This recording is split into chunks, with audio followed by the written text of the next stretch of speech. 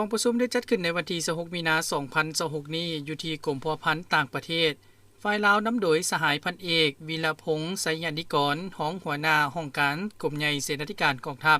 หัวหน้ากองเลขาเวียกงานกวดกู้ระเบิดลาวรัสเซียพร้อมด้วยคณะฝ่ายรัสเซียนำโดยสหายพันเอกเซเกอาบลามบต่างหน้าเหล่าหบสร้างแสงกองทัพสหพันธ์รัสเซียหัวหน้าคณะผู้แทนฝ่ายรัสเซียพร้อมด้วยคณะในการพบปะครั้งนี้ทั้ง2ฝ่ายได้ร่วมกันปรึกษาหารือและแลกเปลี่ยนคำคิดคำเห็นเกี่ยวกับเวียกงานกวดกู้ระเบิด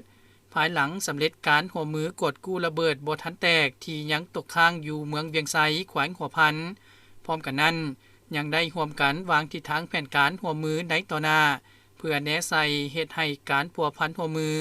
ระหว่าง2กองทัพนับมือมีมากผลตัวจริงและสามารถตอบสนองได้ตามความเรียกร้องต้องการของเวียกงานป้องกันชาติป้องกันความสงบของ2ประเทศ